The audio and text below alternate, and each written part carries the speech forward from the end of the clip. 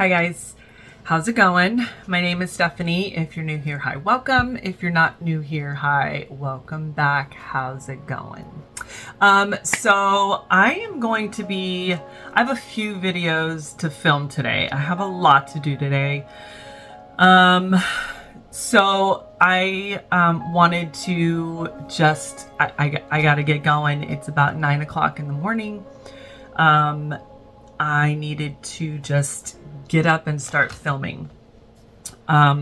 So in this video, I am going to be talking about what I read for the month of January. I started off strong, you guys. I am so excited. For the most part, I did not have any DNFs, which is fantastic. So I will tell you, let me get in. I'm in my Goodreads right now. Let me get back here. So my goal for the year is 160 books. I read 11 books in January. 2 of them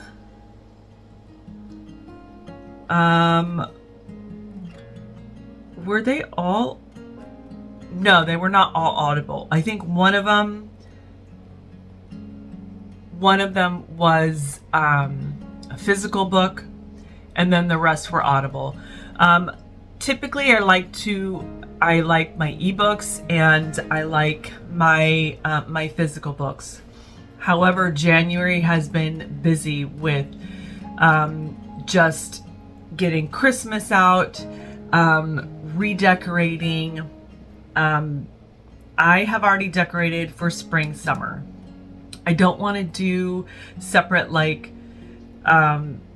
decorate for Easter or Valentine's Day and then Easter and then spring, summer. It is what it is. I might throw some little things in here and there, but for the most part, I just want to decorate and be done with it. So in the meantime, I'm also purging. I'm also deep cleaning, and so an audiobook is much easier to do that with because I can just put it in the audiobook and do stuff.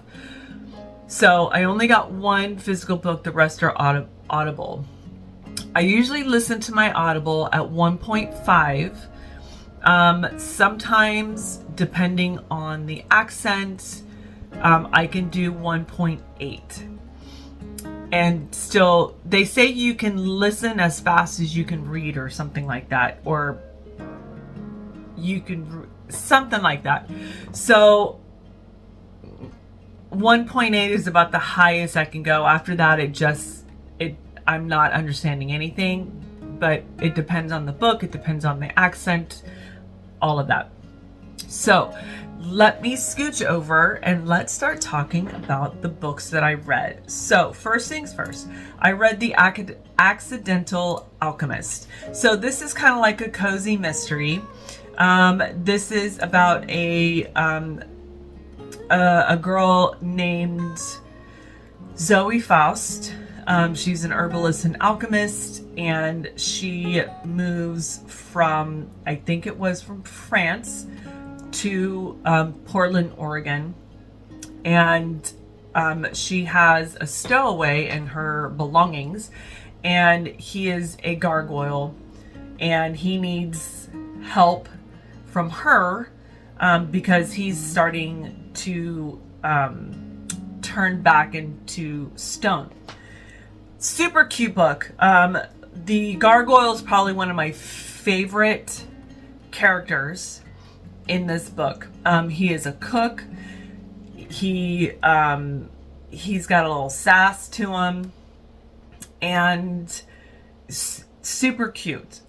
My only issues were, here's the thing. I'm gonna fix this a little bit. I get when people have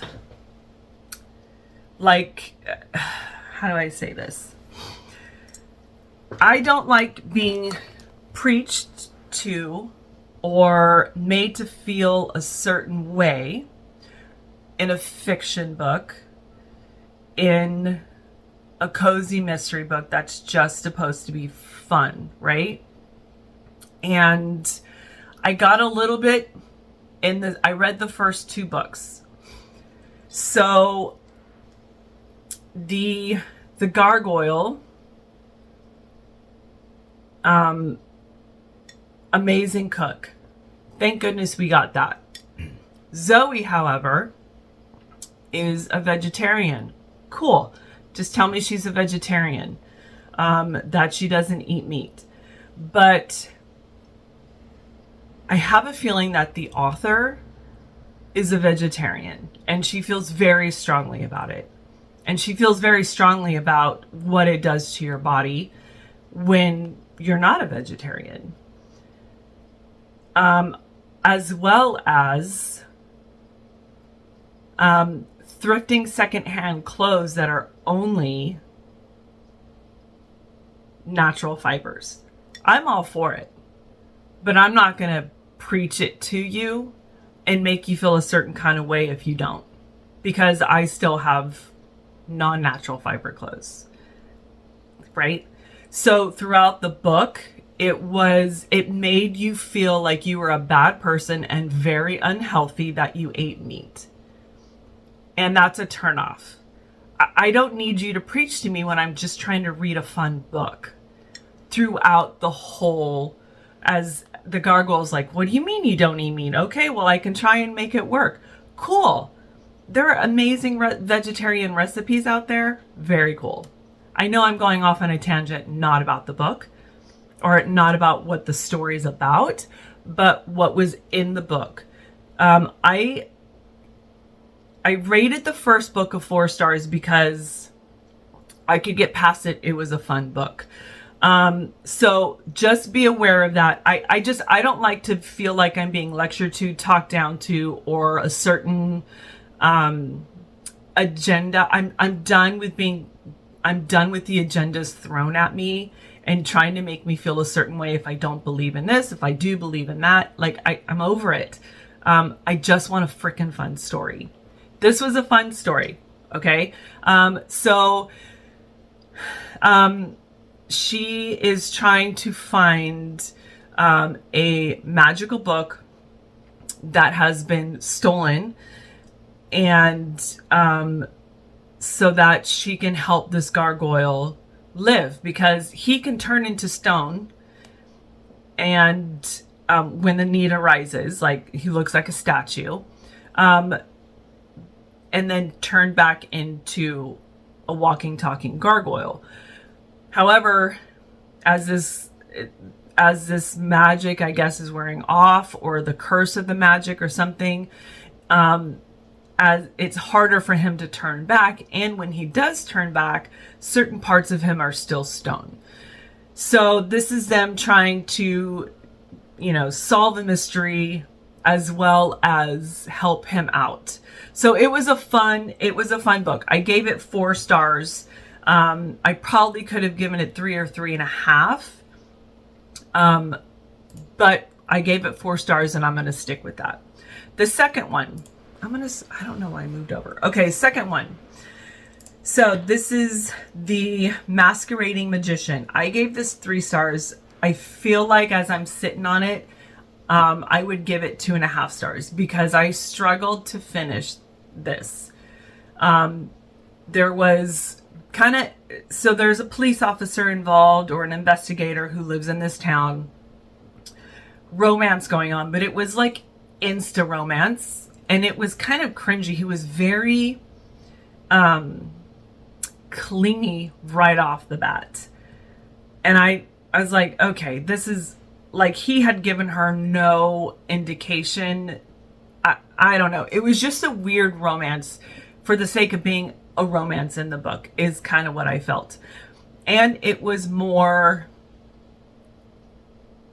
even more so being preached to about how she is so healthy and how her body is no longer sick because she doesn't eat meat or animal products. And agree or disagree, I disagree. And I wouldn't care. Once again, I don't care about that. I don't care that this chick's a vegetarian. What I care about is that every time we talked about it, it was about how much healthier she is. And how it was just, I was over it. And I struggled to get through it. Even though it was on Audible, I struggled to want to finish this book because of that. And because I felt like I was being talked down to if I didn't shop secondhand and if I didn't only get natural fiber clothes. Ugh. So,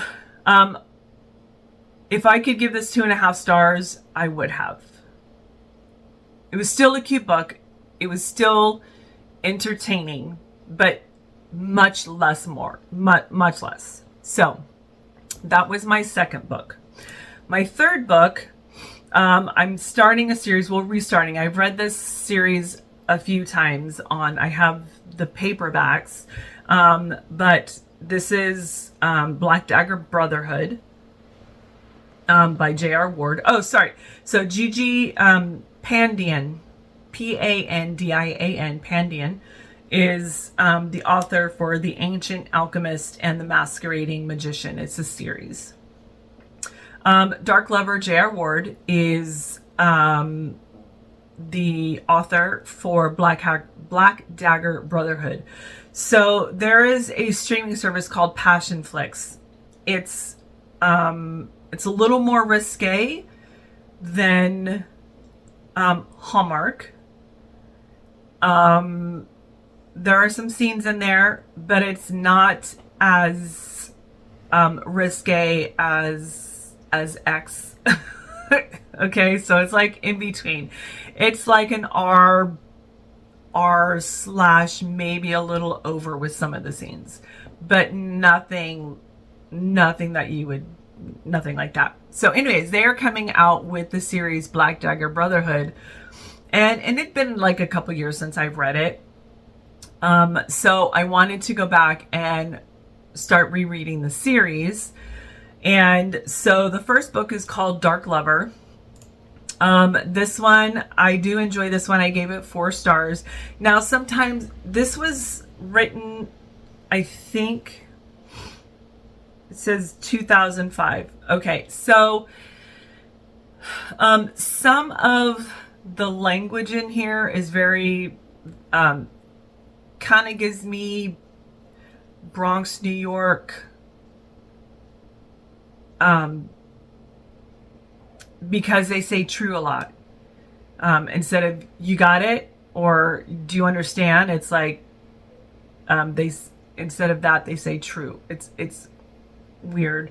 I do enjoy this series. So anyways, just know that sometimes the lingo is kind of like, I don't remember anyone talking like this, but I'm also not from the East Coast. So I have a feeling like it's more East Coast vibe than California vibe. So, so the first one is,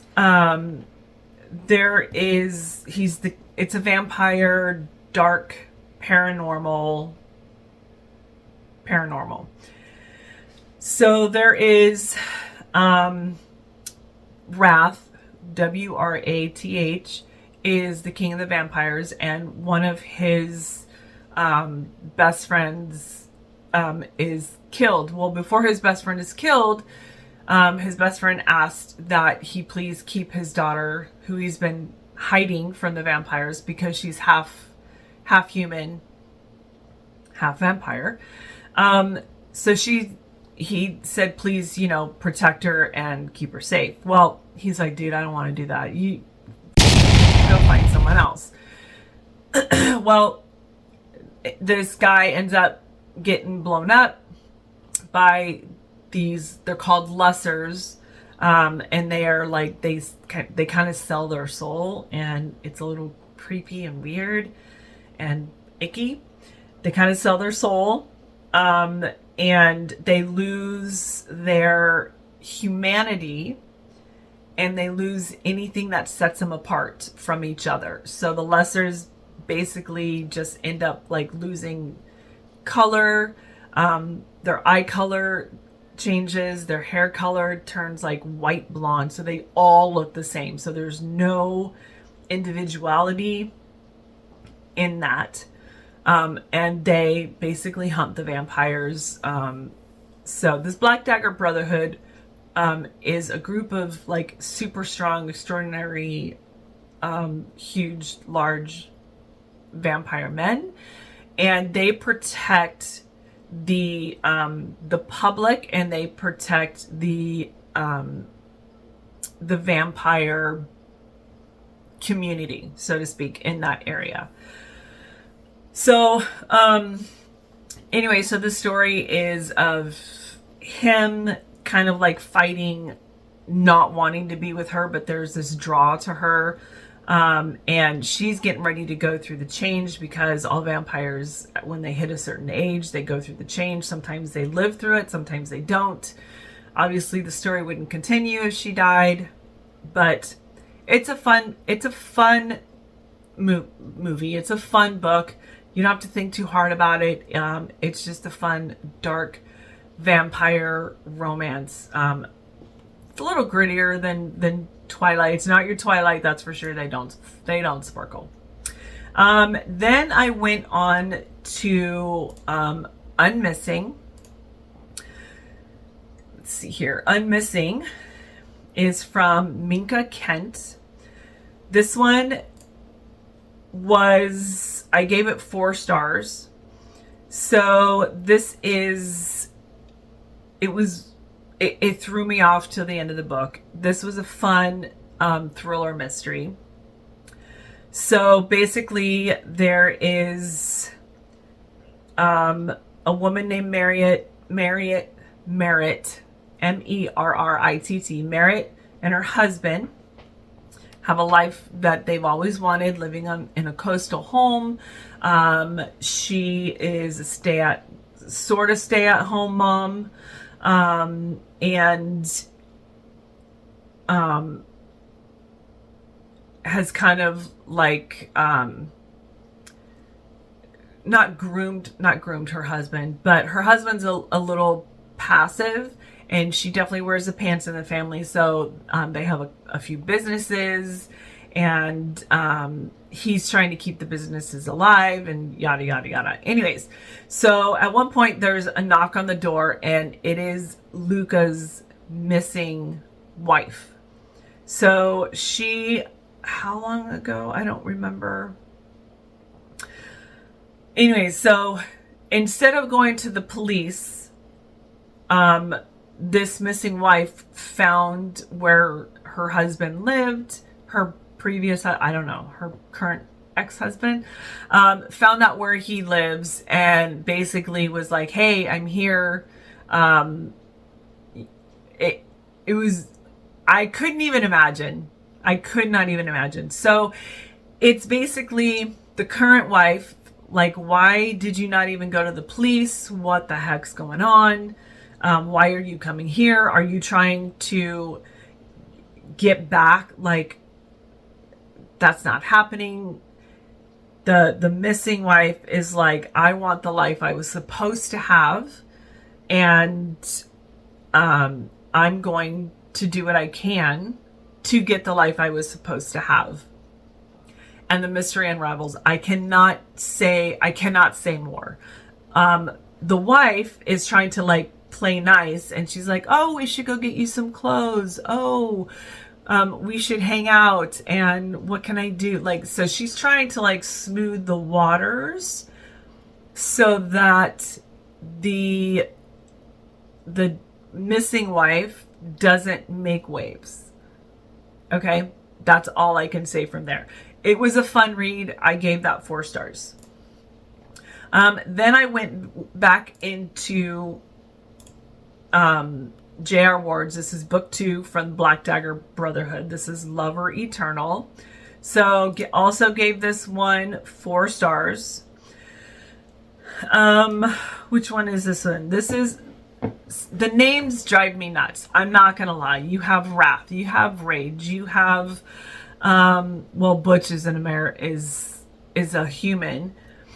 But it's just you have vicious, you have fury. Like, the names drive me nuts. I'm not gonna lie, drive me nuts, but it's a fun read.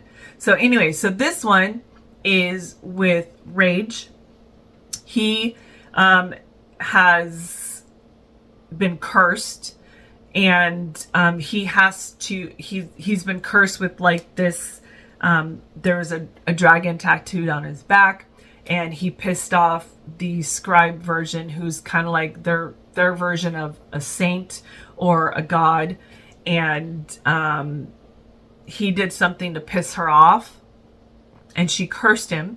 So this dragon basically, if he gets overly angry, which he has anger issues, which is why he was cursed, why she cursed him, because of his anger issues. So to teach him to calm the F down, every time he hits a point of being like super angry or agitated or whatever, that dragon comes alive and wreaks havoc on anyone and everyone. It doesn't matter if you're friends. It doesn't matter if he knows you or not. Like, this dragon cannot be contained. And so Rage basically has a lot of whoopee, has a lot of bow bow going on, so he can like keep the tension down. And there's other things that he does. He smokes a lot to try and just calm down. I think it's like their version of weed. It's called red smoke or something like that. I think it's their version of weed, so that they can kind of calm down. Anyway, so he meets Mary. Her name's Mary Luce, and she kind of helps calm him down. So it's their story. Fun story. Once again, like each book has a couple, has a story. So this is fun. Let's see, where is it at?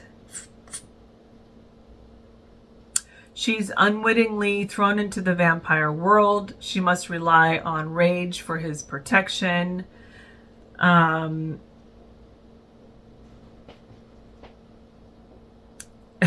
The last sentence, knowing that Mary feels the same intense animal attraction, Rage must make her his alone.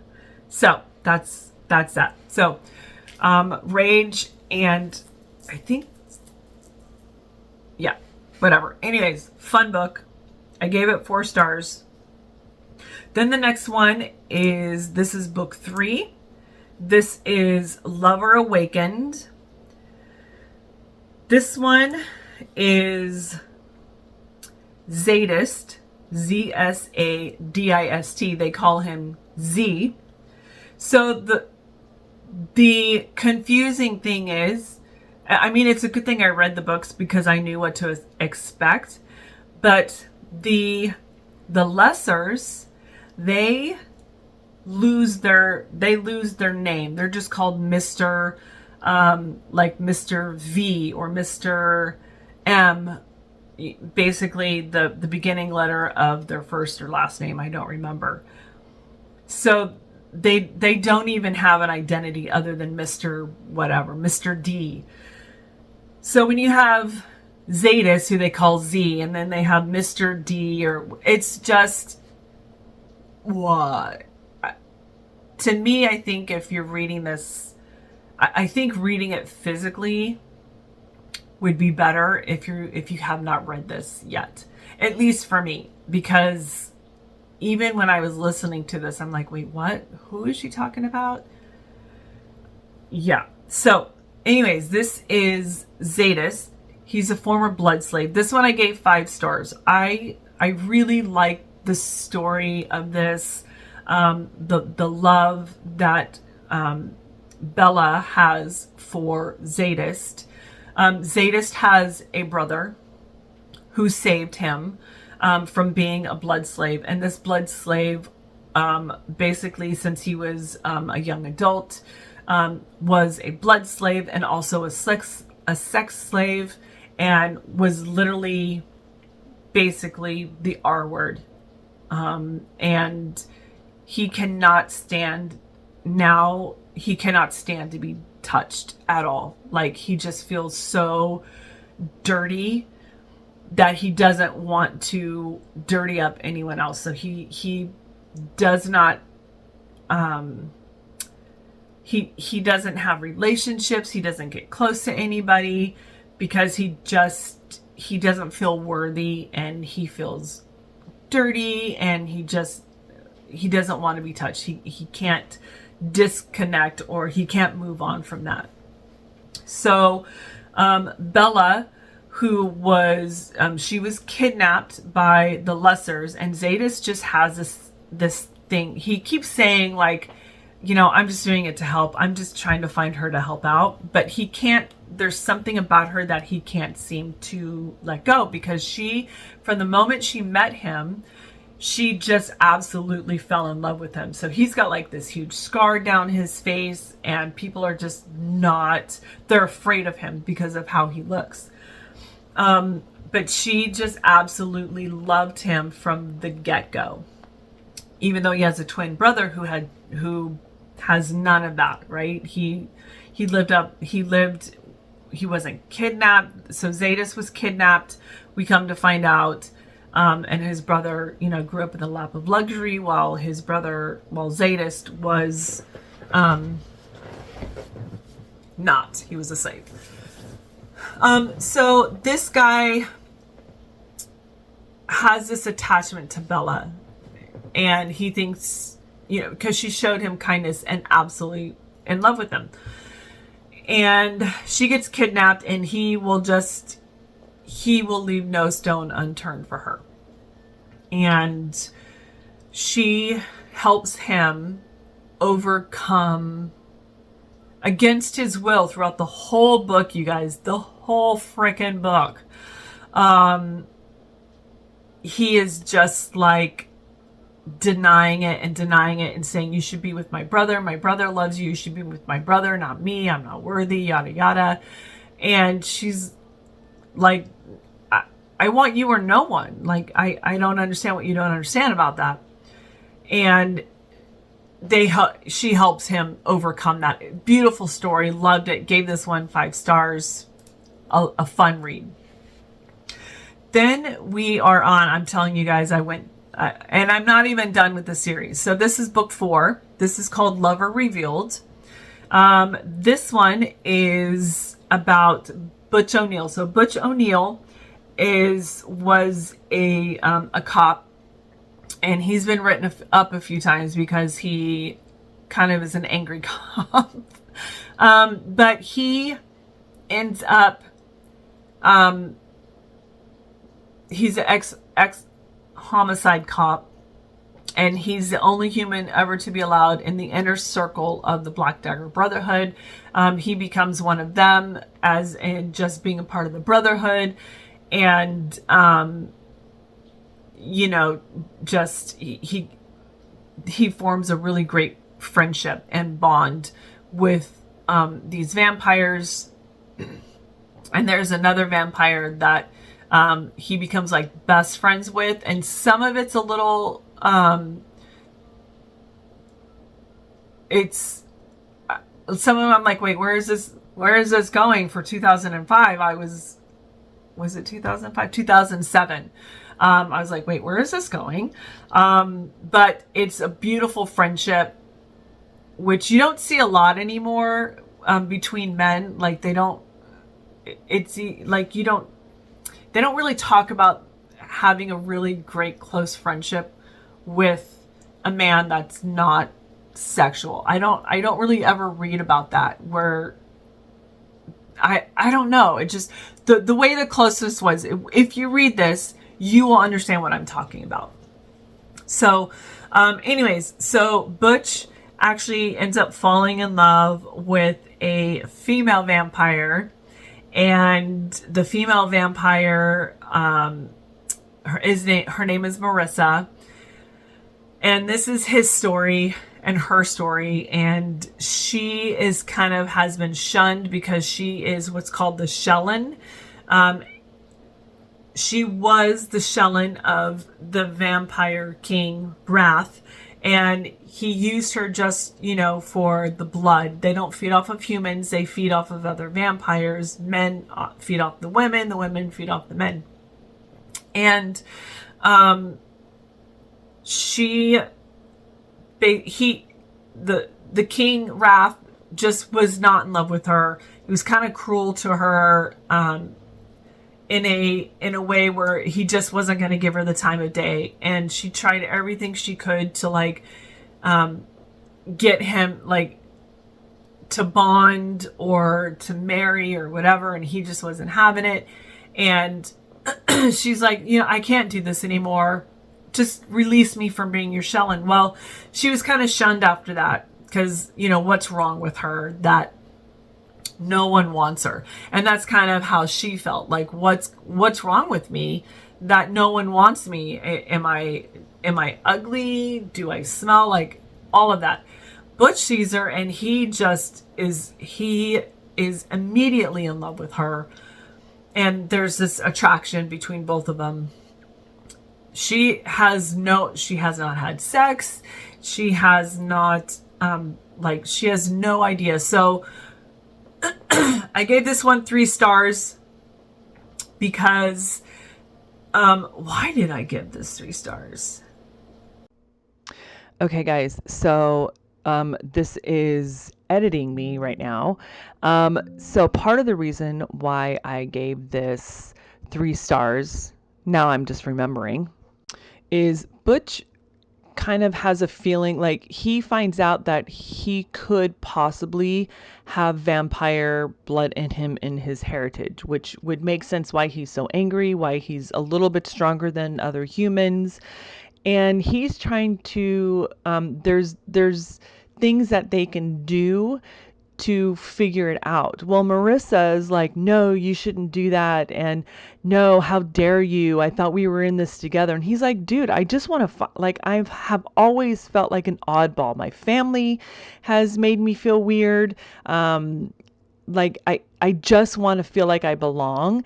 And it just pissed me off that she would not support him in that and encourage him. Yes. Was it dangerous for him to try and figure out who he was? Yes, but she did not. It just pissed me off, because he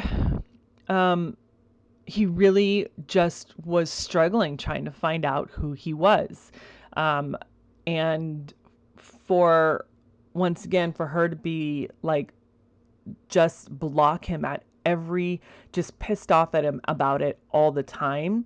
And he was willing to say, no, okay, you're right, fine.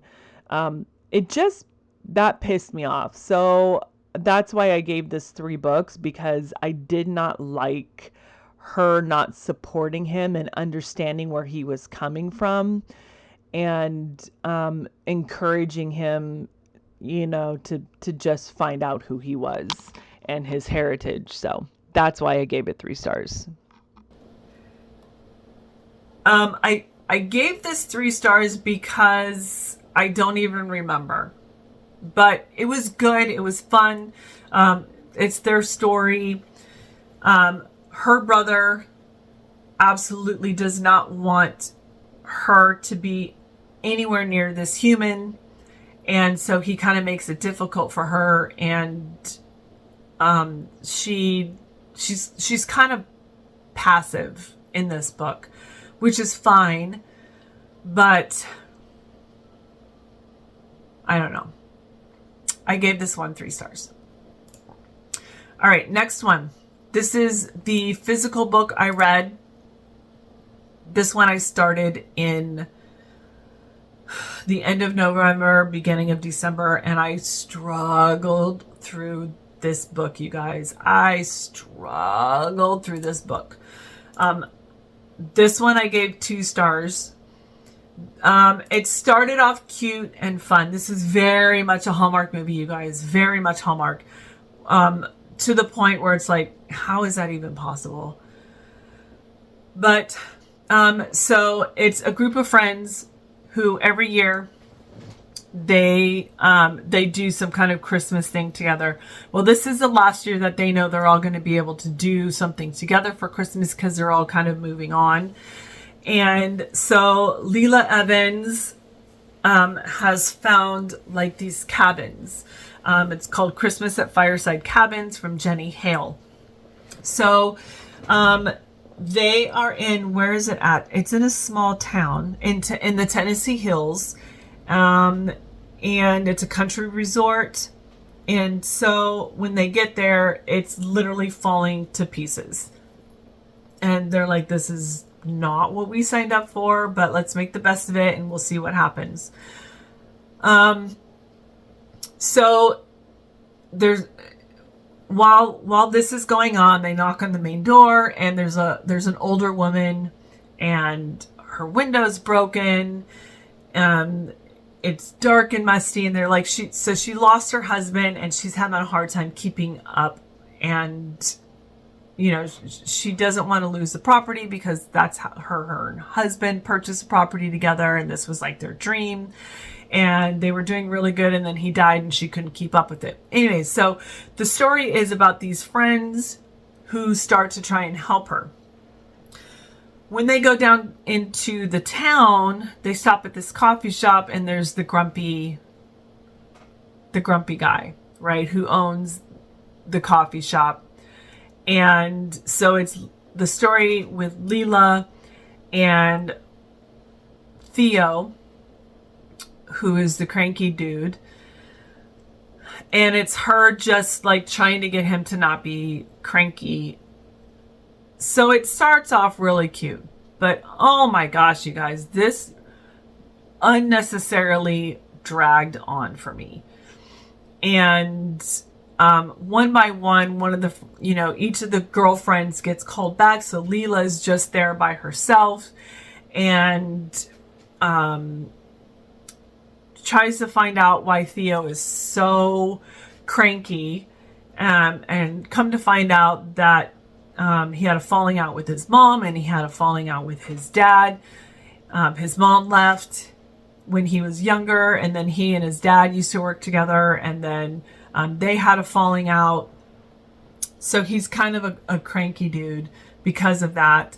And so she does a little investigating to find out what's going on, while at the same time helping the owner of these cabins try and help fix up. How can we help you? What can I do to help? And near the end of the book, Theo goes missing because she got too close and he didn't want to drag her into his mess. Well, she finds out about his mess. They get back in contact and she's like, you should call your dad. You should call your mom. I'll be here for you. So literally, like, all in one page, he calls his mom and everything's fine and hunky-dory. And then he calls his dad and everything's fine and hunky-dory, like all in one lump sum. And I'm like, seriously, this is... Okay. Long story short, I gave this 2 stars. It was, it was fine, but it kind of dragged on for me. This one I almost DNF'd. I probably would have finished it faster if I had just done Audible. I don't have a whole lot of patience if I'm reading a book and I'm not into it, because I don't have time. I'd rather, if I'm going to take that time to sit and read, then I want to enjoy the book. It's one thing if I don't necessarily enjoy it and I'm listening to it, because then I can just kind of speed it up and get the gist of it. With the book, you can't really speed it up and get the gist of it. So I struggled to get through this. Anyways, finished that one in January. Then I went on to, this is book number 5 from Black Dagger Brotherhood. This is called Lover Unbound. I gave this 4 stars. This is who is it? Dr. Jean Whitcomb. So she helps Vicious. See what I mean? Zadis, Vicious, Rage, Wrath. So she helps Vicious. He also has a curse where he can kind of see the future. So this is his story, and her story. So she is an American doctor.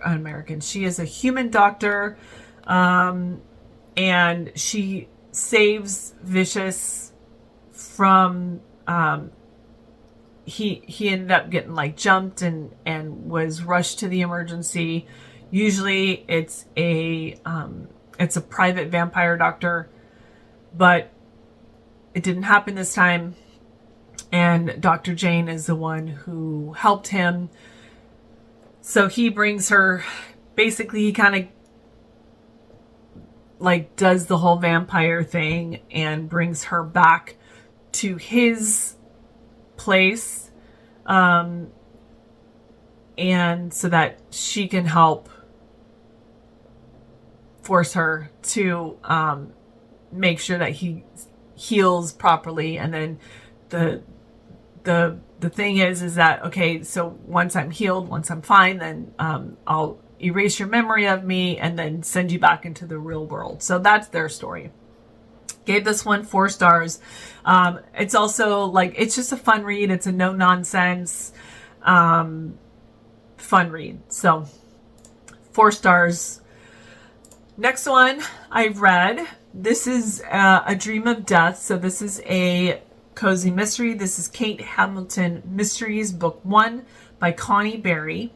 I was really hoping to really like this one. This one is, it's a remote Scottish island, and it's an antique dealer who basically goes back to her dead husband's estate because the sister, his sister said, please, I need you to come help me. So she goes back to the estate, and the sister ends up being killed, and this is her, this is Kate Hamilton. This is her story, her sleuthing. So it's a cozy mystery. It was okay. I gave this one 3 stars. It was fun. I think I would have enjoyed it better if it was a different narrator or if I had read this one. I think the narration kind of was not fun. And the book was okay. Like, I didn't have it. It was fine. I gave it 3 stars.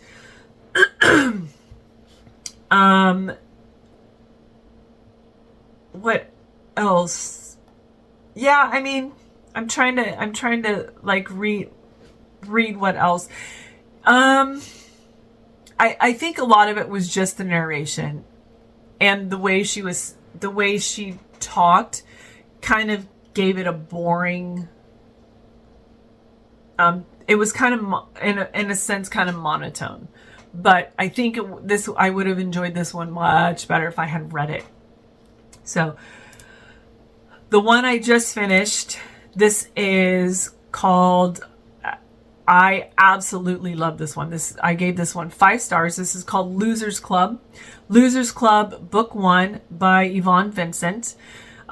So this is also this is a Scottish, newly divorced and living with her parents on a remote Scottish island. Penny Moon finds herself the accidental leader of a new diet group called the Losers Club. You guys, this was so funny and fun and entertaining.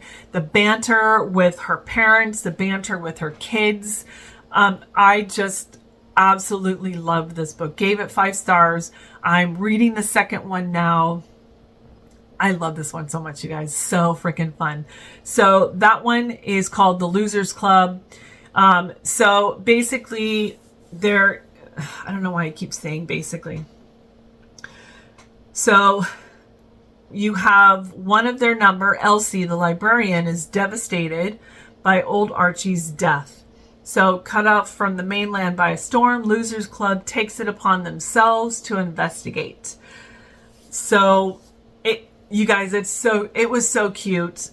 Obviously, they solved the case. I love a cozy mystery, and I love a cozy mystery when it's fun. I was looking for like antique thrifting type. They've got cozy mysteries for everything. They have one for quilting, for baking, for libraries, for magicians. Like, they have cozy mysteries for anything and everything. So I was looking for like an antique thrifting kind. So that was a previous one. This one popped up as something I might like, and absolutely the narration is great. She did a great job with the accents, and just super fun. So that's Losers Club Book 1. So you guys, that is 11 books in January. I'm hoping to keep that up. Once again, I have 160 books is my goal to read. So we'll see. We'll see what happens. That was my goal last year, and I missed it by about 30. So that's that. So let me know, have you read any of these? And do any of these sound familiar to you? Do they sound remotely interesting to you? And how do you typically read? Do you do a little bit of everything? And interested to know, what's the highest you read at? What's the highest speed you can read at and understand it and retain it? Mine's 1.8. So anyways, you guys, that's all I got. Thank you so much for watching, and I'll talk to you later. Bye.